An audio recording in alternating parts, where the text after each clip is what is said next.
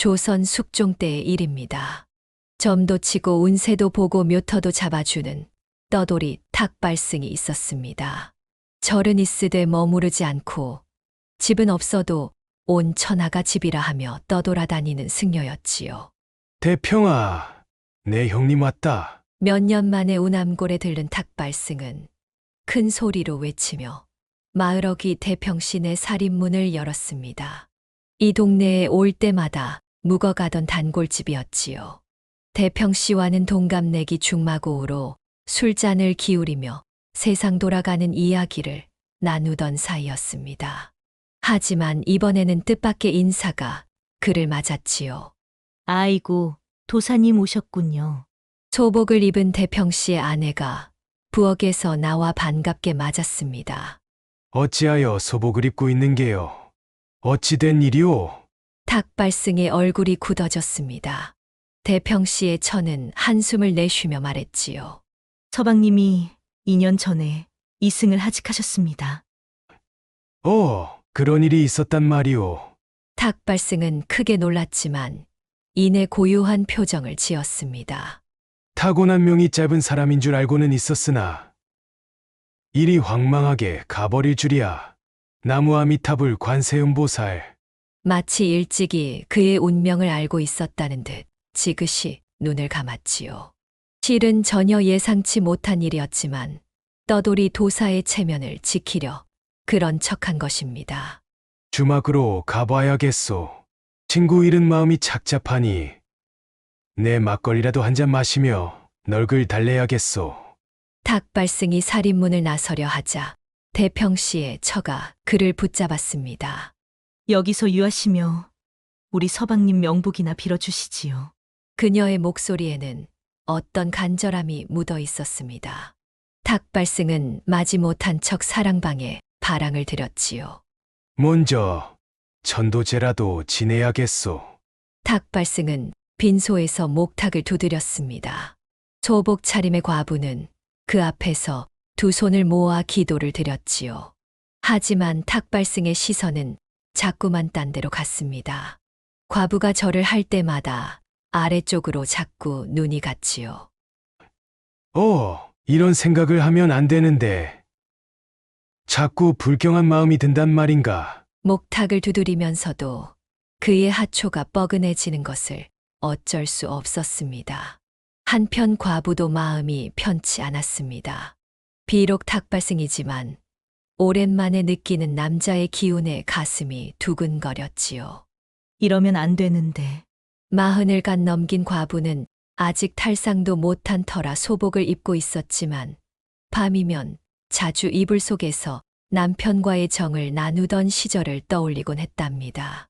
그러던 어느 날 밤이었습니다. 달빛 아래 복사꽃이 요염하게 피어 있었지요. 과부의 마음도 그 꽃처럼 부풀어 올랐습니다. 오늘은 이대로 그냥은 못 있겠구나. 과부는 마음을 단단히 먹고 닭1 마리를 잡았습니다.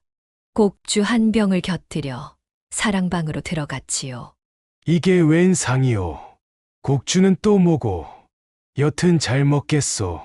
탁발승은 놀란 기색을 감추지 못했습니다. 대평씨 생전에도 셋이서 이렇게 술을 마시곤 했지만 지금은 상황이 달랐기 때문이지요. 술이 거나하게 취한 탁발승은 소피를 보러 밖으로 나갔습니다.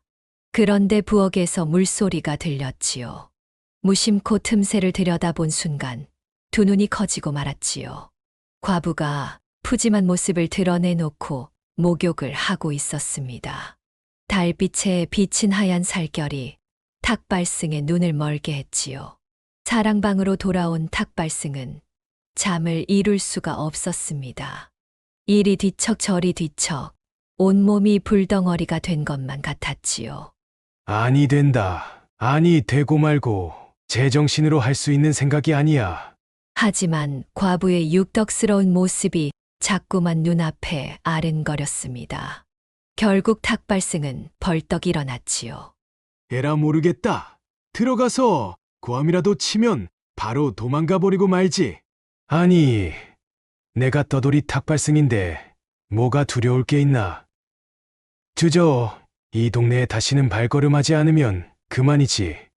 탁발승은 옷을 벗어 바랑에 넣고 그것을 안방 처마 끝에 매달아 두었습니다. 달빛 아래 벌거벗은 모습으로 서 있으니 속으로는 두근거렸지만 이미 마음을 먹은 뒤였지요. 여차하면 바랑을 낚아채서 도망치면 되는 거야. 한편 과부는 이미 오래전부터 이날을 계획하고 있었습니다. 달 잡아 술상을 차린 것도 일부러 부엌에서 목욕하는 것도 모두 탁발승을 유혹하기 위한 계략이었지요. 과부는 문틈으로 탁발승의 동태를 살피고 있었습니다. 일부러 문고리도 걸지 않았고 소복 호치마만 걸친 채 허벅지를 드러내고 누워 있었지요. 이제 곧 내 예상대로 저 문을 열고 들어오겠구나. 과부의 예상대로 벌거벗은 탁발승이 살금살금 안방 문을 열었습니다. 컴컴한 방 안에서 더듬더듬 과부에게 다가오는 소리가 들렸지요. 과부는 이리로 오라는 듯 두 팔을 벌렸습니다. 하지만 그 순간 에구머니나! 어둠 속에서 팔을 벌리던 과부의 손등이 탁발승의 뺨을 스쳤습니다. 그것이 화근이었지요. 으아! 화들짝 놀란 탁발승은 당장에 뒷걸음질 쳤습니다. 그리고는 처마 끝에 매달아둔 것을 낚아채 곧바로 달아나기 시작했지요. 쏜살같이 달리던 탁발승은 마을 어귀를 벗어나서야 숨을 골랐습니다.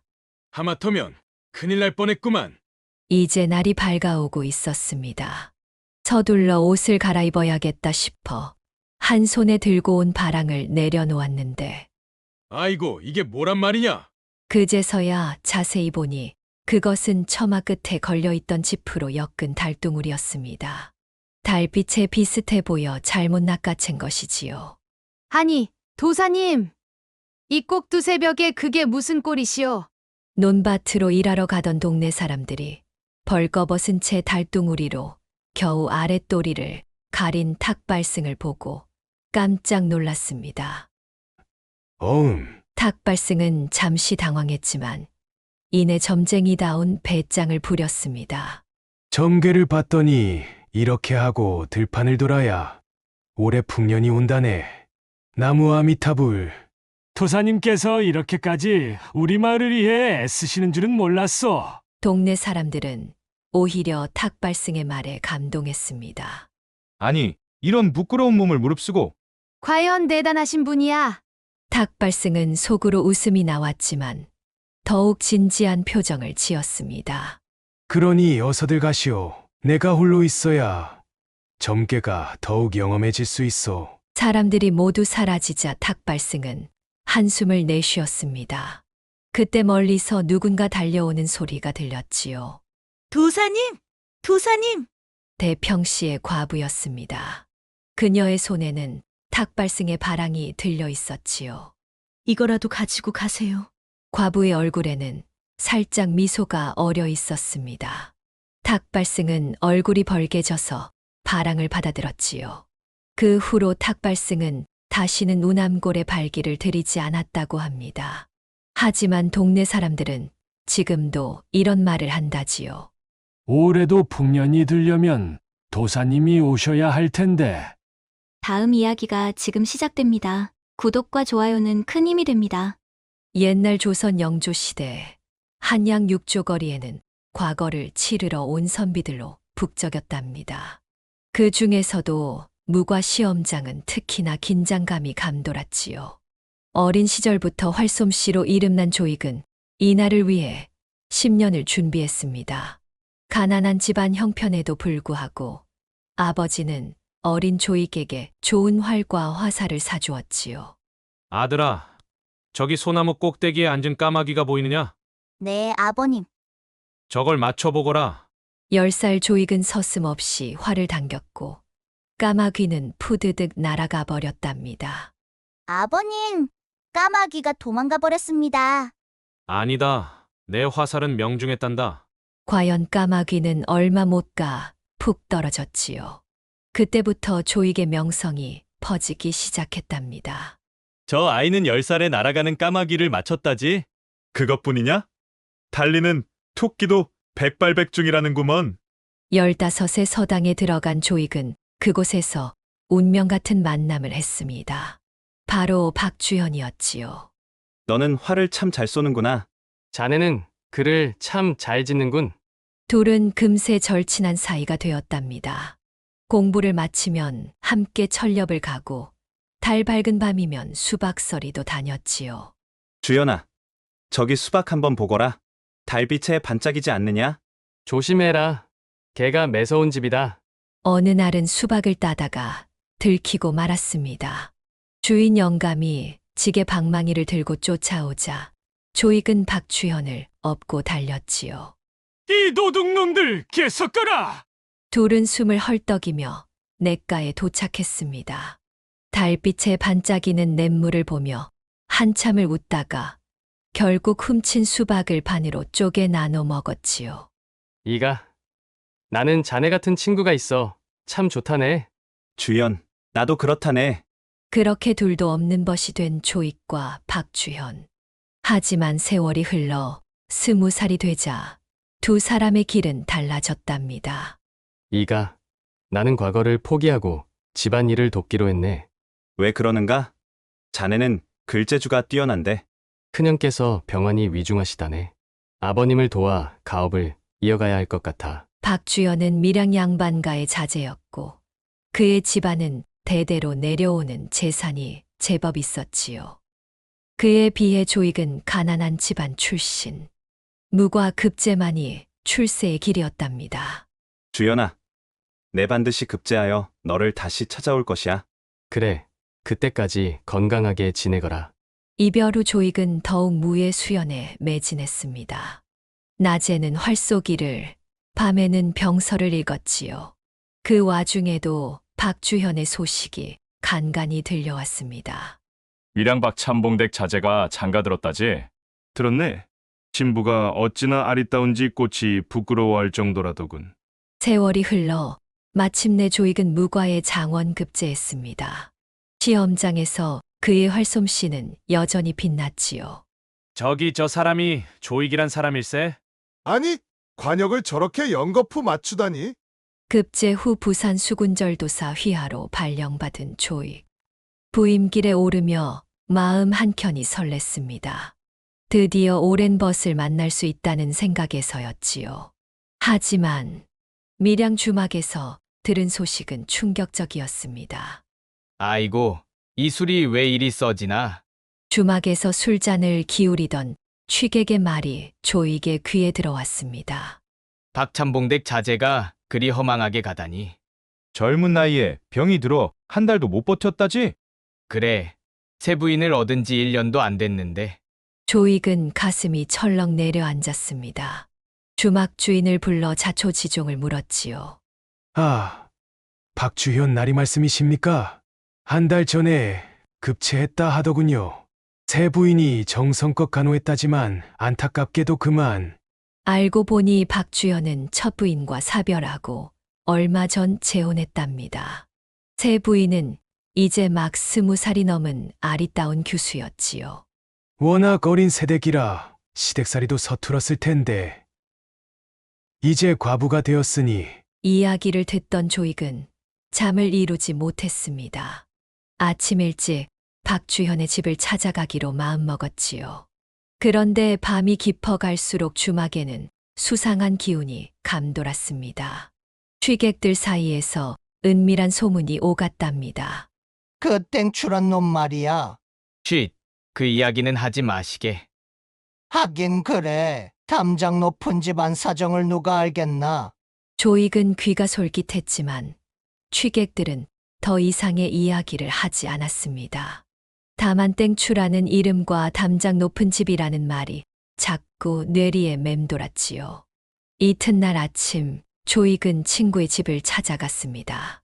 대문 앞에 서니 10년 전 이별했던 날이 떠올랐지요. 누구십니까? 행랑아범이 문을 열었습니다. 조익이 자신을 소개하자 그의 얼굴이 밝아졌답니다. 아, 서울의 좋은 아리시군요. 도련님께 이야기 많이 들었습니다. 사랑채로 안내된 조익은 잠시 후 소복 차림의 젊은 부인을 맞이했습니다. 미망이는 이제 갓 20살을 넘긴 터. 하얀 소복이 더욱 그녀의 아름다움을 돋보이게 했지요. 상중에 찾아와 주시니 고인도 기뻐하실 것입니다. 미망인의 목소리는 맑은 물처럼 깨끗했습니다. 하지만 조익은 어딘가 모르게 불편한 기운을 느꼈지요. 빈소에 절을 올리는 동안 미망인의 구슬픈 곡소리가 울렸습니다. 하지만 이상하게도 그 울음소리가 진실되게 들리지 않았지요. 오늘 밤은 사랑채에서 묵어가십시오. 고인의 채취가 남아있는 곳이니. 밤이 깊어갔습니다. 조익은 청등잔 불빛 아래서 친구와의 추억에 잠겼지요. 그때 밖에서 이상한 소리가 들렸습니다. 쾅! 담을 넘는 소리였습니다. 이어서 대나무 숲을 스치는 발자국 소리. 조익은 살그머니 밖으로 나와 기둥 뒤에 몸을 숨겼습니다. 달빛에 드러난 검은 그림자는 우락부락한 사내였습니다. 머리에는 검은 두건을 쓰고 허리춤에는 장도를 차고 있었지요. 사내는 익숙한 듯 안채 뒷뜰을 지나 안방으로 향했습니다. 어둠 속에서도 길을 잘 아는 듯한 발걸음이었지요. 조익은 그 뒤를 조용히 따라갔습니다. 안방 들창 너머로 불빛이 새어 나왔지요. 조심스레 들여다보니 아이고, 마님, 눈이 빠지도록 그리웠습니다요. 조용히 해요 땡추 서방. 아니, 이럴 수가. 소복 차림의 미망인이 사내를 반갑게 맞이하는 것이 아니겠습니까? 땡추라 불린 사내는 주막에서 들었던 그 땡추가 분명했습니다.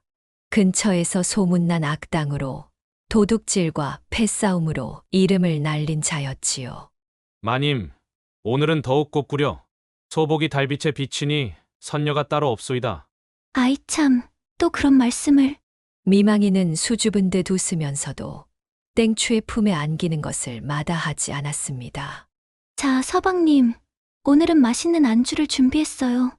미망이는 미리 준비해둔 듯한 술상을 들여왔습니다.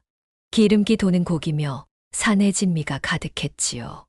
이놈의 고기가 참 맛있게도 생겼구나. 마님이 구워주시니 더 맛나고. 땡추는 기름기가 번들거리는 손으로 고기를 집어 먹었습니다. 미망이는 그런 땡추에게 술을 따라주며 교태를 부렸지요. 서방님, 오늘은 좀 더 오래 계시다 가세요. 허허, 마님도 참. 그렇게도 내가 보고 싶었소? 둘의 은밀한 대화를 엿듣던 조익의 가슴 속에서 분노가 치밀어 올랐습니다. 아직 상중인 집에서 그것도 친구의 죽음을 슬퍼해야 할 부인이 날이 이리 오셔요. 취기가 오른 땡추가 미망인의 옷고름을 더듬자 미망인은 교태 섞인 목소리로 말했습니다. 아이 참, 잠시만요. 먼저 상을 치워야지요. 미망인이 부엌으로 나간 그 순간이었습니다. 조익은 가슴 속에 품고 다니던 장도를 꺼내들었지요. 주현아, 내가 너의 명예는 지켜주마. 휙! 날카로운 장도가 들창을 통해 날아갔습니다. 예리한 칼날이 땡추의 목덜미를 정확히 파고들었지요. 땡추는 목에서 피를 쏟으며 그대로 쓰러졌습니다. 조익은 재빨리 사랑채로 돌아와 잠든 척 누웠지요. 잠시 후 사람이 죽었어요. 미망인의 비명에 하인들이 우르르 몰려들었습니다. 이내 마을 전체가 발칵 뒤집혔지요. 도적이 들었다네. 상중의 안방마님을 겁탈하려다가 큰일을 당했다는구먼. 아니, 이놈은 그 땡추란 놈 아뇨? 날이 밝자 관아에서 형방과 나졸들이 들이닥쳤습니다. 미망이는 기절했다 깨어나기를 반복하며 울부짖었지요. 이런 수치를 당하다니. 차라리 저를 죽여주시오. 하지만 미망인의 연기는 너무 과했습니다. 조익이 보기에는 오히려 가식적으로 보였지요. 관아의 조사는 빠르게 진행되었습니다. 결론은 정절을 지키려다 도적을 죽인 열녀였지요. 박참봉댁 며느님이 진정 대단하시오. 상중에 그런 일을 당하시고도 정절을 지키시다니 앞으로 밀양의 자랑이 되시겠소. 하지만 조익의 마음은 편치 않았습니다. 진실을 알면서도 말하지 못하는 괴로움이 컸지요. 그날 이후 미망인의 명성은 더욱 높아졌습니다. 정절을 지킨 열녀라 하여 칭송이 자자했지요. 상중의 도적을 물리친 열녀 박씨라는 이야기는 밀양을 넘어 경상도 전역으로 퍼져나갔답니다. 저댁 며느님은 참으로 대단하시다니까. 그래서 관에서도 정문을 세워준다고 하더군. 당연하지, 이런 분이 어디 있다고. 조익은 부산으로 떠나기 전 마지막으로 친구의 무덤을 찾았습니다. 주연아, 내 명예는 지켜주었다. 비록 진실은 아니지만. 무덤 앞에 술을 한 잔 부어놓고 돌아서는데 미망인이 서 있었습니다. 나으리께서는 모든 걸 알고 계시지요? 미망인의 눈빛이 날카로웠습니다. 하지만 조익은 담담히 대답했지요. 무슨 말씀을 하시는지. 장도의 주인이 나으리라는 것을 알고 있습니다. 전 그저 지나가는 나그네일 뿐입니다. 이제 떠나볼까 합니다. 조익은 미망인을 스쳐 지나갔습니다. 뒤에서 들리는 미망인의 목소리가 차갑게 울렸지요. 고맙습니다. 하지만 원망합니다. 이듬해 봄, 다시 밀양을 지나던 조익은 박주현의 집 앞에 우뚝 선 정문을 보았습니다. 열녀 박씨 지문. 그 정문 아래로 미망인이 지나가고 있었습니다. 여전히 고운 자태였지요. 상중이었지만 얼굴에는 미소가 어려 있었지요. 세상 사람들은 모두 그녀를 칭송했지만 진실을 아는 이는 조익 하나뿐이었답니다. 그래서 세상일이란 겉과 속이 다를 수 있다 했나 봅니다. 진실이 때론 가려질 수도 있다는 교훈을 전해주는 이야기였지요. 조익은 그 후로도 여러 번 밀양을 지났지만 다시는 그 집 앞에서 발걸음을 멈추지 않았답니다. 진실은 가슴에 묻어둔 채 그저 멀리서 친구의 명복을 빌었다고 합니다. 다음 이야기가 지금 시작됩니다. 구독과 좋아요는 큰 힘이 됩니다. 조선 영조 때의 일입니다. 한양 장안에 홍범이라는 사내가 살았습니다. 그의 아버지 홍초씨는 대대로 내려오는 양반가의 종손이었지만 아들 홍범은 영딴 종자였지요. 아버님, 서당은 제게 맞지 않습니다. 장사를 해서 큰 돈을 벌고 싶습니다. 이놈아, 양반의 자식이 장사를 한다고? 체면이 있지. 하지만 홍범은 어려서부터 서당 대신 기방을 드나들었습니다. 그러다 20살이 되자 장사 미천을 달라고 아버지를 조르기 시작했지요. 기방 출입도 모자라. 이젠 장사라니. 내 놈 때문에 집안 체면이 땅에 떨어지겠구나. 하지만 홍범의 조름에 못 이겨 홍초씨는 결국 미천을 내주고 말았습니다. 그렇게 두둑한 전대를 허리에 찬 홍범은 평양으로 떠났지요. 이제야 내 인생이 시작되는구나. 평양으로 가는 길에 홍범은 의기양양했습니다. 하지만 현실은 그리 녹록지 않았지요. 처음 해보는 장사에 어느 것 하나 쉬운 게 없었습니다. 평양에 도착한 홍범은 우선 하숙집을 찾았습니다. 그런데 하숙집 주인이 뜻밖에도 젊은 과부였지요. 얼굴이 곱고 자태가 빼어난 과부였습니다. 손님, 이쪽으로 방을 내어드리겠습니다. 과부의 목소리는 차분했지만 홍범은 그녀의 눈빛에서 무언가를 읽었습니다. 오랫동안 기방을 드나들며 익힌 안목으로 보니 그녀의 눈빛 깊은 곳에 외로움이 서려 있었지요. 저런 얼굴로 과부 노릇을 하다니. 알고 보니 그녀는 양반가의 교수였다가 남편을 일찍 여의고 청상과부가 되었다고 합니다. 뼈대 있는 집안의 자존심 때문에 개가도 못하고 하숙을 치며 근근히 살아가는 처지였지요. 이거 재미있게 됐군. 홍범은 과부의 처지를 파악하자마자 계략을 세웠습니다. 기방에서 익힌 경험으로 그는 알았지요. 양반가 교수 출신일수록 과부로 지내는 세월이 길수록 겉으로는 점잖아도 속은 더욱 타들어간다는 것을. 하지만 장애물이 있었습니다. 하숙집 주인 과부는 체면을 지키느라 손님 방에는 절대 발걸음하지 않았고 대신 젊은 하녀를 시켜 밥상을 들게 했지요. 아이고, 이렇게 고된 일을 젊은 아가씨가 하시다니. 홍범은 하녀에게 엽전 한 움큼을 쥐어 주었습니다. 봄이 왔는데 고향에 한번 다녀오시지 그러우. 큰돈을 받아든 하녀는 이튿날로 고향을 간다며 하숙집을 떠났습니다. 이제 하숙집에는 개성에서 온 인삼장수가 매일 술에 취해 들어와 자고 나갈 뿐 다른 사람은 없었지요. 첫 단계의 장애물을 치운 홍범은 이제 본격적인 계략을 시작했습니다. 그날 저녁 하녀가 없어 직접 밥상을 들고 온 과부의 손목을 덥석 잡았습니다. 과부는 홍당무처럼 얼굴이 붉어져서 손을 뿌리치고 달아났지요. 하지만 홍범은 미리 준비해둔 30냥의 엽전을 밥주발 속에 넣어두었습니다. 빈 상을 치우러 간 과부는 그 돈을 발견하고 깜짝 놀랐지요. 에그머니나. 다음 날 과부는 또다시 직접 저녁상을 들고 왔습니다.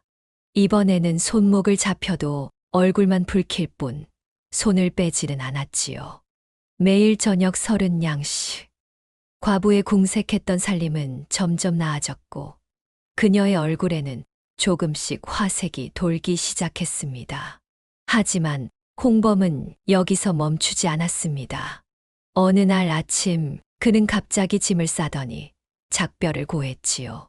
다시 올 날이 있을 터이니 그때까지 안녕히 계십시오. 과부의 얼굴이 창백해졌습니다. 이제야 살림이 조금 피어나나 했는데 이 젊은 손님이 떠난다니. 그렇게 갑자기 가신다니요. 언제쯤 다시 뵐 수 있을까요? 과부의 떨리는 목소리에 홍범은 속으로 웃었습니다. 이제 물고기가 미끼를 문 것이지요. 집으로 돌아온 홍범은 아버지를 찾아갔습니다. 아버님, 새우젓 장사가 대박이 날 것 같습니다. 미천을 조금만 더 빌려주시지요. 홍초 씨는 아들의 말을 믿지 않았지만 이번에도 돈을 내주고 말았습니다. 마치 몇 년은 갈 것처럼 떠났던 홍범이 열흘도 안 되어 평양으로 돌아왔지요. 도련님! 하숙집 주인 과부는 버선발로 뛰어나왔습니다. 그날 저녁 홍범은 상을 들고 온 과부를 껴안고 입을 맞추었습니다. 그리고는 50냥을 건넸지요. 며칠간은 입맞춤으로만 과부의 마음을 조였습니다. 그러다 어느 날 밤 홍범은 과부의 가슴에 손을 대고는 100냥을 주었지요. 매일 저녁 100냥씩 챙기던 과부는 어느새 홍범의 손길을 기다리게 되었습니다. 그러던 어느 날 밤 홍범이 치마끈을 풀려 하자 과부는 눈을 감았을 뿐 거부하지 않았지요.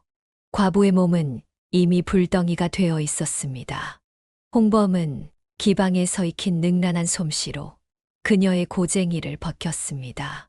과부의 숨소리가 가빠졌습니다.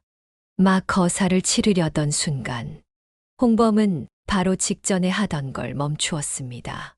이쯤 되면 500냥은 드려야 할 텐데 전대가 바닥났소이다. 돈은 필요 없사오니 멈추지 마옵소서. 과부의 애간장이 타들어가는 목소리였습니다.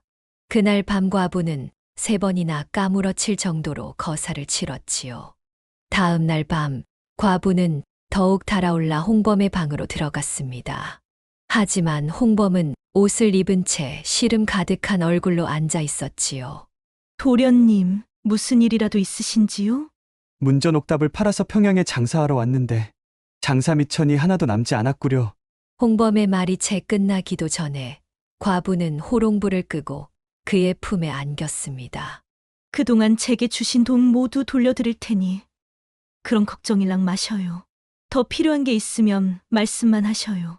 가쁜 숨을 내쉬며 과부는 속삭였습니다. 홍범은 속으로 웃었지요. 마침내 큰 고기를 낚은 것입니다. 화창한 봄날, 홍범은 득이양양하게 고향으로 돌아왔습니다. 아버님, 이제 보셨지요? 제가 장사에 수완이 있다는 것을. 홍범은 거금과 함께 집문서를 내밀었습니다. 하지만 홍초 씨는 묵묵히 문서를 들여다보기만 할 뿐이었지요. 이것이 내가 평양에서 벌어들인 돈이냐? 그렇사옵니다. 이제는 아버님도 제 능력을 인정하셔야 할 거려. 너는 아직도 모르는 모양이구나. 홍초 씨의 목소리가 무거웠습니다. 무엇을 말씀하시는지 모르겠습니다. 내가 왜 너를 평양으로 보냈는지, 내 뒤를 왜 밟지 않았는지 궁금하지 않더냐? 홍범은 처음으로 아버지의 눈빛에서 깊은 슬픔을 보았습니다. 실은 내가 내 모든 행적을 알고 있었다. 홍초 씨가 서안 앞으로 다가가 낡은 편지 한 통을 꺼냈습니다. 이것은 무엇입니까? 평양 하숙집 주인이 보낸 편지다. 내가 처음 떠나고 얼마 지나지 않아 왔지. 홍범의 얼굴이 굳어졌습니다. 편지에는 그의 모든 행각이 상세히 적혀 있었지요. 그 여인, 참으로 대단한 분이더구나.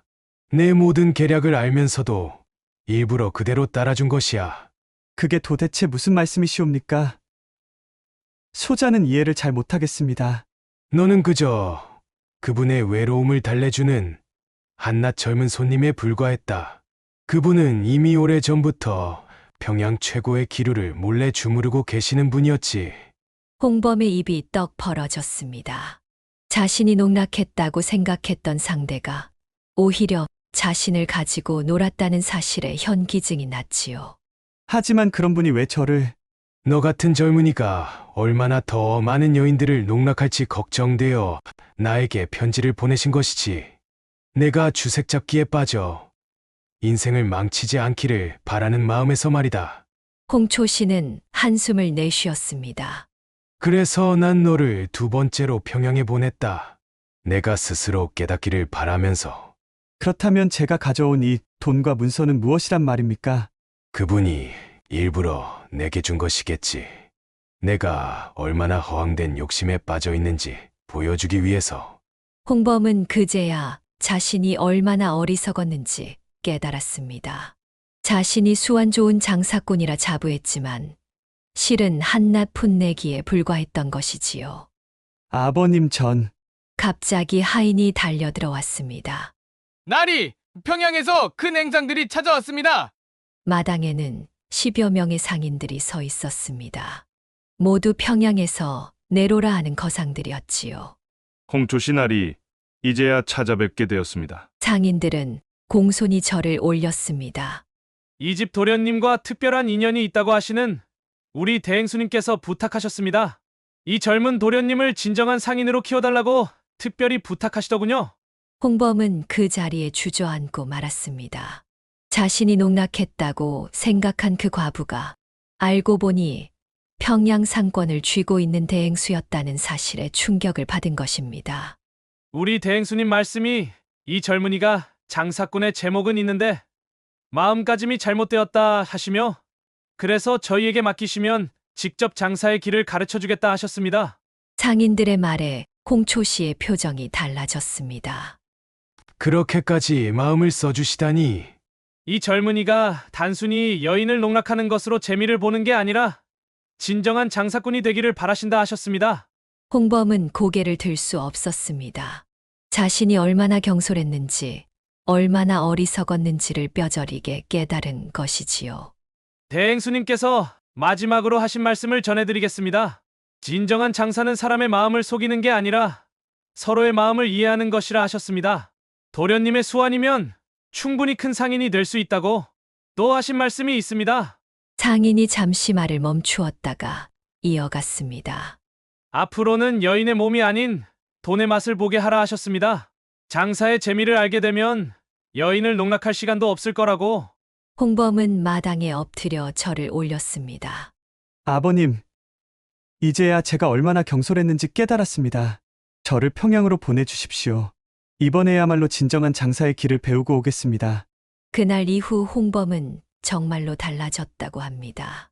평양의 상인들 밑에서 처음부터 다시 장사를 배웠고 10년 후에는 한양에서 손꼽히는 거상이 되었다고 하지요.